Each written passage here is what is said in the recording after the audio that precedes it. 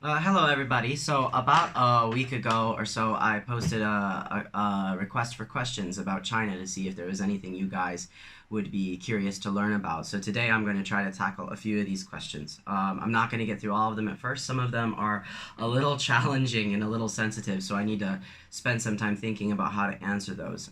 So, today I'm going to look at five questions, two from Patty, one from Derek, one from Wills, and one from Devin. So I'm going to try to look at some of the more simple questions, more straightforward questions first, and then as I get talking, I'll probably find some motivation and avenues to discuss more of the complicated questions down the road.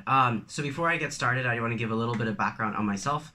So when I talk about China, it's something I'm very passionate about, something I really love doing, it's something I'm very verbose about. So this might take a little bit of time to get through all the questions, but I do want to make sure that I'm clear of where I'm coming from. So since I've lived here, I've been here for about 2.5 years. I've spent my entire time in Chongqing, China, which is a central city. They say it's southwest. I think it's more central. This was the wartime capital during World War II. So thinking about Patty's question with respect to formation of China, Chongqing is a very interesting city to have that perspective or learn about that perspective from, as this was the base against the Japanese during the World War II in Asia. In this time, I've tried really hard to educate myself as much as possible about this country and place. So I've read several books, I've watched a lot of TV shows, documentaries, movies, this kind of thing.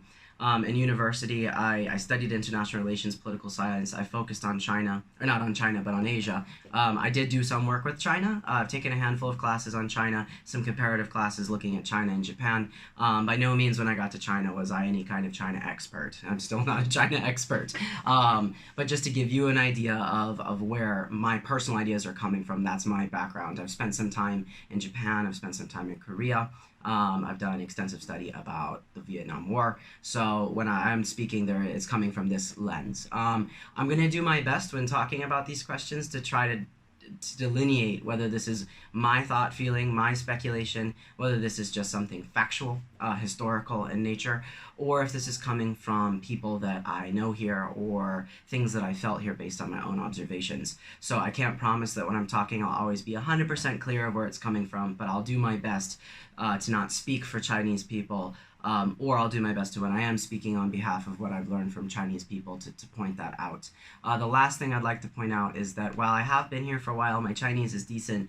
My world's not that big. So I have a handful of Chinese friends and a handful of people that I've spoken to about these kinds of issues, and these kinds of questions. But anything I say, if there's a Chinese person watching out there, if there's not a Chinese person out there, but that someone else has been here or is passionate about this country, and I say something you disagree with, or you don't think I'm correct, or you think I'm missing something, please let me know. I won't be offended. That's the point of doing these videos, is to make everybody a little bit more aware of what's going on here and get a better idea of Chinese perspectives. But I am not Chinese. I will never be Chinese, no matter how long I live here, how many friends I have. And in fact, my sample size is not very large or diverse. So certainly, please let me know where I am missing something. So we're going to get started. But before we get started, I'm going to point out one really important fact about China.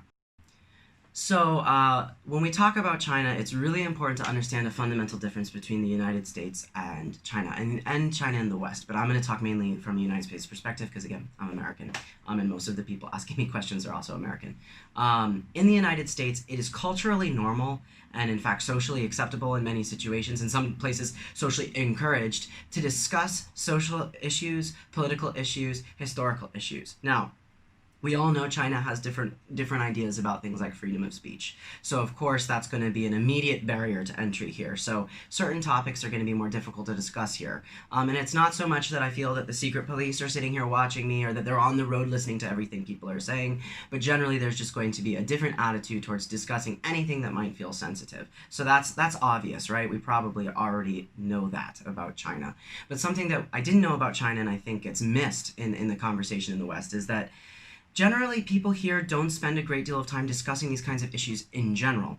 So even if it's not sensitive, even if it's not politically hot, people don't spend their time talking about social and political issues. It's not considered particularly interesting. In fact, when I first got here, I struggled about the first year and a half to find people to talk to me because they thought it was boring. And I think that that's really important to understand. Another big thing to understand is that what we may see as controversial in the West isn't going to be so controversial here in the mainland. So let's take an example. Let's look at something like Taiwan. I think in the West there's this idea, there's an incredible amount of tension between Taiwan and the mainland. Now, I cannot speak for the experience in Taiwan. I've not been, and I don't really know anyone from there, and I don't follow what's going on there very closely. It's not really relevant to my life. But in the mainland, there's not much discussion about it. And why? Because there's a unilateral understanding of what it is. Here, Taiwan is a part of the mainland. Well, not physically, but it's a part of China. And there's no conversation. Like, anybody who suggests otherwise is insane. Not because of some freedom of speech issue, but because that's just the general understanding of things here. So if people have a general understanding of something, there's really no point to talk about it, especially in Chinese culture. And on the other hand, if there is something divisive, whether it's political or not, and I find this more in non-political situations, but social situations, professional relationships, if there is a divisive topic, it will be avoided. We know a lot about the differences between collectivist versus individualistic societies, and China's obviously more collectivist. We come from a communist state, socialism with Chinese characteristics, right? But that could be another video. But the general culture is more collectivist, far more collectivist. So it's important to establish and maintain harmony in culture and groups here. So in general, some of these questions are going to be a little bit difficult for me to answer from a Chinese perspective because people simply don't talk about it that much, and even when asked about it, they don't give you that much information. So, like I said in the beginning, I will do my best to point out what I've heard from Chinese, but a lot of these questions I'm going to be talking a lot about my own speculation based on things that I've heard in conversations that I've had, and I'll throw things in there that I've heard directly from Chinese citizens where I can and where applicable. So, I hope that makes sense. Without further ado, let's get going. So let's start out with question number 1, and I think this is a good place to start. So Patty asked, question number 1, read to the side here. What year did China form? What is their take on how they came about? It's a great place to start understanding China. So the very simple answer to that question is October 1st, 1949. So in China, we have a holiday called 国庆节, which means National Day, very similar to something like, say, 4th of July in the United States. And it's celebrating the independence of China. Now, this is a very complicated question, and we'll get into that in a second. But the most simple way to understand China as what we are dealing with in a modern capacity is that it began October 1st, 1949. So when Mao Zedong was able to concentrate power, eliminate the KMT, push the Japanese out of China during the World War II, he created the People's Republic of China, right? So this is when you hear about things like, the shift to using all simplified characters as opposed to traditional, the push towards using Mandarin as a language as opposed to relying on the very many dialects that exist in China. That was an interesting topic, by the way. This is when we think about China as today. Now, of course, China has evolved greatly since that point, but when we think about trying to understand Chinese perspectives on things that are happening in a geopolitical context in the modern day, we can look principally at the People's Republic of China. Now, I think it's really important to understand the central ideas of what this republic stood for. So this republic was a republic for the Chinese, a republic to solidify Chinese power, to solidify and concentrate Chinese identity, to unify the language. It was a unification process, one that I have never studied at such a large scale. It's unbelievably impressive. And I think that if we want to think about people like Mao Zedong, which a lot of people in the West see as a villain, in China, you talk to people, it's a very different story because he was able to do something that no one in history that at least I'm aware of was able to do by unifying China. Through what means, that's a different topic. But I think that first, people are immensely proud of this part of their history. Second, we have to understand this concept of the century of humiliation. So I don't want to get into a whole bunch of history, and actually I'm not super versed on it, but the idea is that prior to the forming of the People's Republic of China, we have this thing called the century of humiliation, in which many foreign powers came into China and exploited them. So there's many stories. You can, if you're interested, Google or YouTube century of humiliation. You can get many detailed accounts of what this is about. But you're looking at foreigners coming in, taking land, taking enterprise, taking resources. We know things like Latin America. We know things like Africa, right? Colonization, imperialism. This was going on in China. So you hear about the Opium Wars, right? This is tied in the Century of Humiliation as well. So basically, Chinese people saw that this about a century of foreign influences coming and basically raping and pillaging their own ability to rule themselves. And it's and as they call it, it's humiliating to them. So when the People's Republic was formed in 1949, this was a way to stand up for China. This country is going to be Chinese. It's going to be owned by Chinese people. The Chinese government is the sole authority here. There is no other authority. I think that's really helpful to understand when we try to understand modern day China and we hear words like authoritarianism and no freedom of speech and foreign exclusion and xenophobia, all these topics that are obviously a part of life in China. When we look at the reasons as to why this country was founded, and this is a very simplified explanation, right? But the reasons and emotions behind why this country was founded and the principles on which it was built, that makes sense of these feelings. China is to be taken back by the Chinese. So the short answer is October 1st, 1949. Now, I know a lot of people are going to throw out, China has 5,000 years of history, and they do, right? So China as a culture has been around forever, thousands and thousands of years. But if we want to look at China as a solidified political state, we're looking at 1949. So it's a relatively new country. Now, Chinese culture has existed for a very, very, very long time. And when we think about Chinese identity, that is a really big part of that conversation. But for the sake of time and sake of simplicity, let's just leave it at that.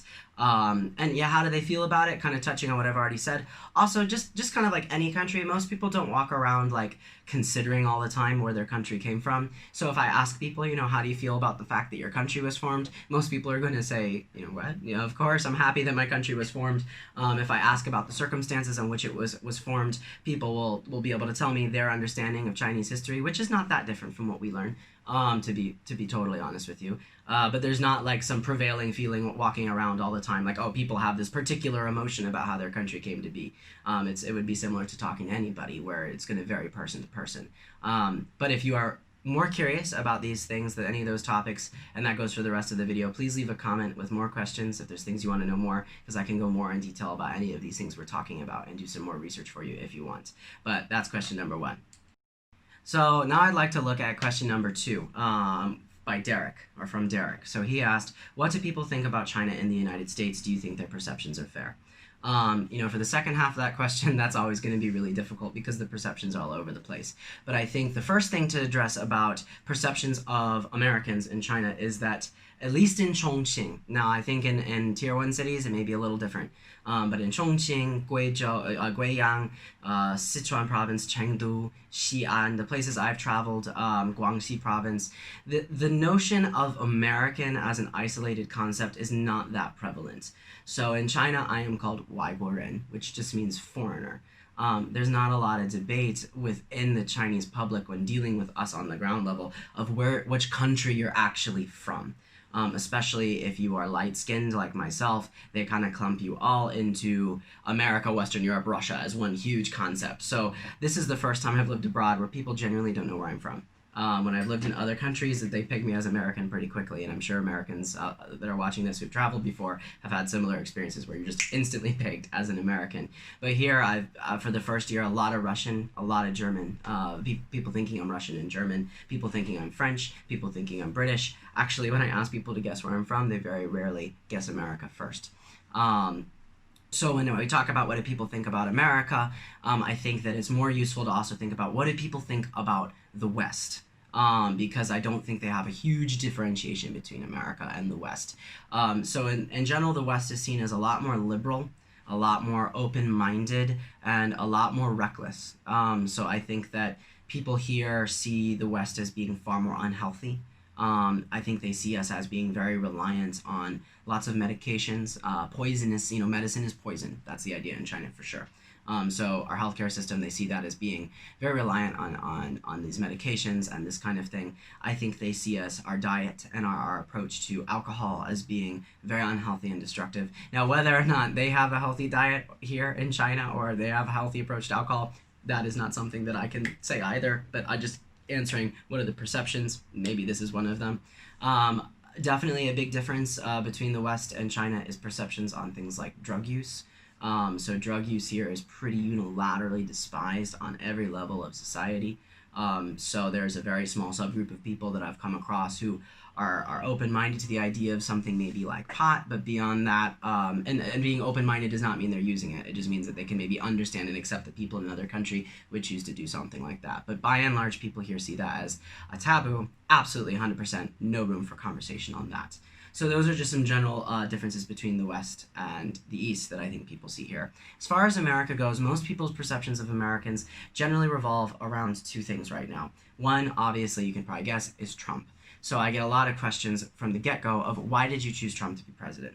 And I'll explain, I didn't choose Trump to be president.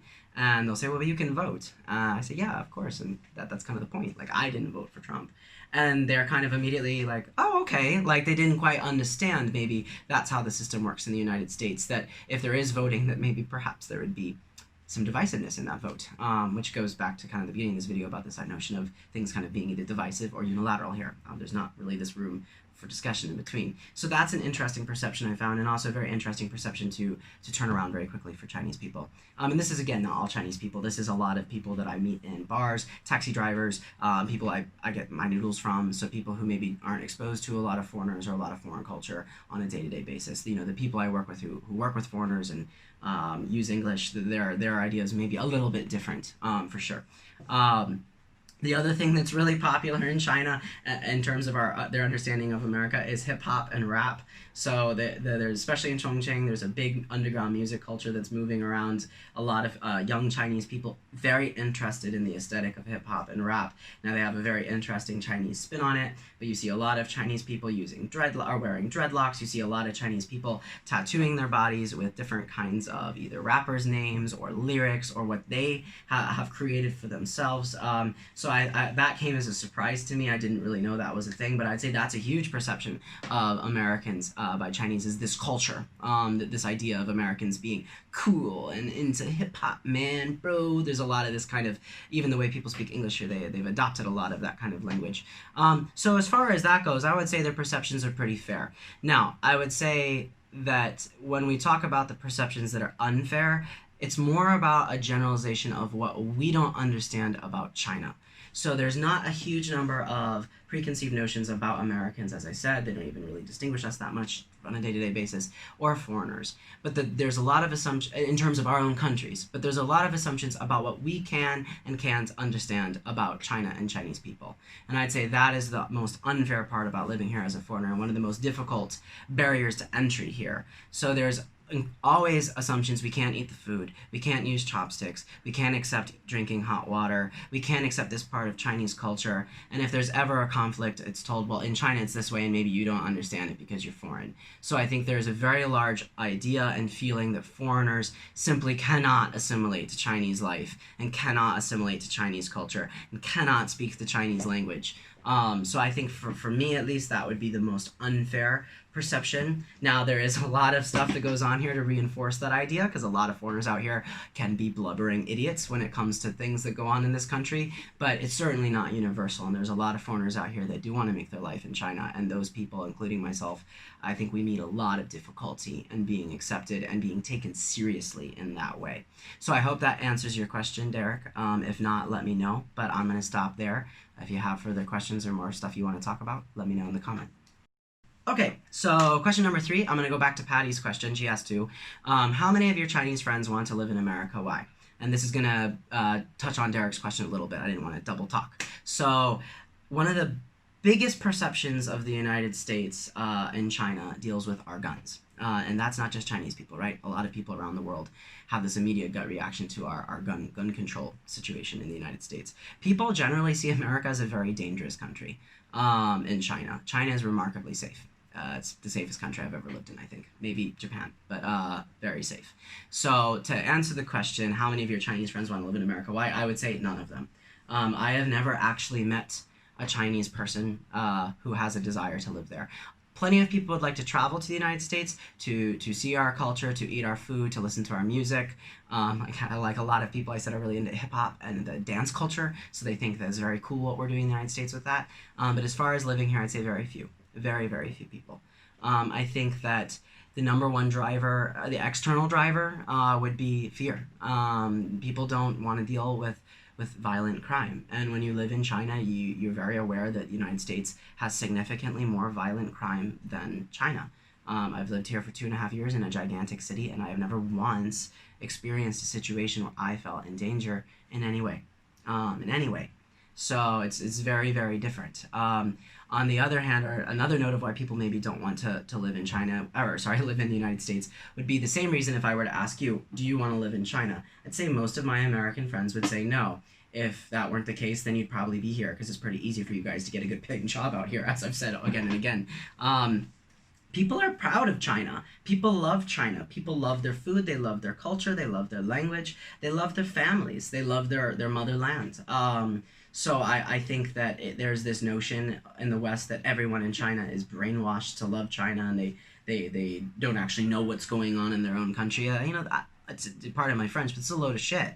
There is going to be truth to that in any country, but people are genuinely proud to be Chinese, and they should be. So I think, in the same way you ask a lot of people around the world, would you like to live in the United States? The answer would be no, and the reason is simply because they want to live in the country that is theirs. There are certainly things that I think some Chinese people admire about the United States and American culture, but by and large, they see their culture and country as being superior to ours. Just like we would say, like Americans would say about China or other countries around the world. So definitely a lot of people interested in traveling, definitely a lot of people interested in learning about it. Very, very few people I know have ever expressed an interest in living there. You do find people who are interested in studying there. Now with all the shit that Trump is doing, that's probably not going to be so popular, especially in the context of the virus, even without Trump being a part of the picture. But yeah, I'd say the answer is not many. The answer is not many, which I'd be curious to know if you think that's surprising or that's the answer you were expecting. Okay, so for question number 4 by Devin, is it hard to be a tourist in China when you don't know the language? That's a good question. Very, very simple question to answer. So I think that if you want to be a tourist by tourist definition, like you want to go around and sightsee and have people take you around and do it, no, it's not hard at all to be a tourist in China without the language. There are plenty of English tour guides. Even if you don't arrange it in advance, when you go to most tourist cities, there are people just waiting outside the tourist sites with little, I can't think of the word in English, RG, headphones. Headphones that that you can put in, and they'll give you English translations of what's going on. When I went to Yangshuo, which I would definitely recommend you guys going to if you're interested. There's pictures on Facebook. Beautiful place.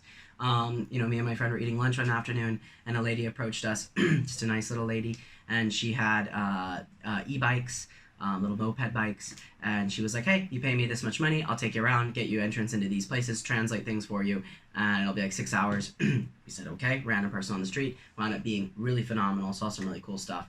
You can also book these things through tour companies. China loves tour companies. You can always arrange something where you're getting on a bus for 10 days and people will haul you around China in 10 days and give you tours. Now, if you want to come to China and do more of the off-the-beaten-path kind of traveling, then yeah, suddenly that's going to be like day and night. So being in China, period, without being here on like a tourist capacity is difficult. Now, if you're in Beijing, Shanghai, Guangzhou, Shenzhen, and maybe like Hainan, maybe Xiamen, I'm not sure, these kinds of places, you can probably find enough English speakers to get around. You come somewhere like Chongqing, if you're just thrown on the street here and you want to do a week in Chongqing by yourself, you don't speak any Chinese, and you don't have a phone, like with internet service, you'll absolutely struggle.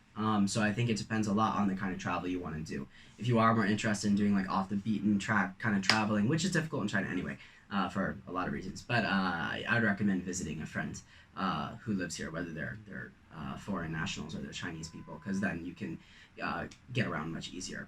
But yeah, if you want to come to China as a tourist, it's definitely doable. And if anybody's interested in traveling to China, either to see me or to travel here on their own accord, always feel free to reach out. I'm happy to help you navigate the visa process, happy to help you navigate different cities you might want to go to, attractions you might want to see, money questions, cell phone questions, blah, blah, blah. You name it, I'm happy to help. Obviously, we got to wait for the virus to end, because right now foreigners can't come into China and people aren't traveling anywhere. But once this is over, hit me up anytime. Okay, the last question I want to talk about today comes from Wills. He was in China not so long ago with me. He's since left during the virus, but I've known him for a little while. Hope you're doing well, Wills. How have attitudes towards foreigners changed during the pandemic? So if you followed anything that I've been saying, if you're someone I call and talk to, if you know other people who've lived in China, I think that you probably already know that during these past couple months, it's not been the easiest time for foreigners to live in China. So I can only really speak from my experience. There is certainly a plethora of information and experiences out there if you'd like to go find them. Go somewhere like Our China on Reddit, you can probably find plenty of people who hate China and have terrible experiences here as a foreigner.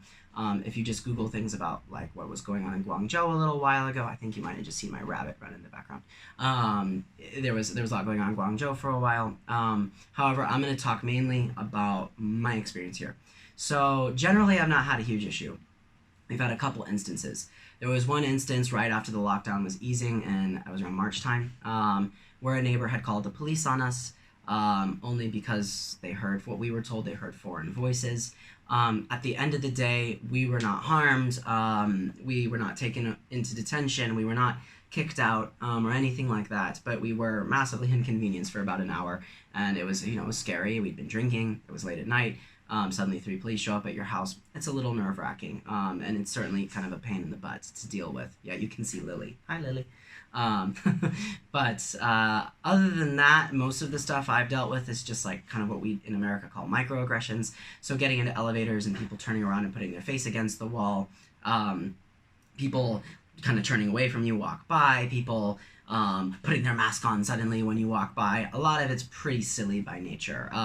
It is certainly a little bit uncomfortable because you're just dealing with kind of like passive xenophobia, racism sometimes. But at the end of the day, that's part of living here. Even before the pandemic, you had people stare at you, you had people point at you, you had people call your name out. So I'd say that by and large, the perceptions are similar to what was going on previous to the pandemic, but they just feel a little bit more negative. Now, in the past couple weeks, I've really had almost no issue.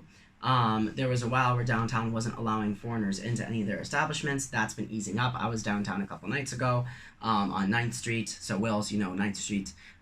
We were in Helen's by CQ2. So speaking directly to you, but we were in a popular bar chain by one of the shopping malls that one of our schools is in. And there was no problem at all. There was like 20 of us, no one even batted an eye. Ironically, me and my boyfriend went to a flower market the other day in the middle of the afternoon on like a Tuesday. It was a Wednesday actually, and the Baoan are kind of like public safety, public security officers, stopped us and gave us a very hard time for about 15 minutes, and I eventually just got him to agree to accept a picture of my police registration for my address, and then he let us go. But I'd say generally it's okay. I think though it is very easy here during this time to have one bad experience with somebody and let that completely ruin your week and your perception. So I think right now, if you are going to live here, you have to keep mentally strong and you have to kind of let things roll. Now, if you can see in the background, my rabbit is gotten into my medicine and is eating it. So I'm going to cut the video short here, but I hope you guys enjoyed. Leave comments with further questions, opinions. I hope that it was somewhat interesting for you. And thank you very much for asking the questions in the first place. For those of you whose questions were not answered yet, I will answer them in videos to come. Just want to take some more time to think about what I want to say. Thank you guys.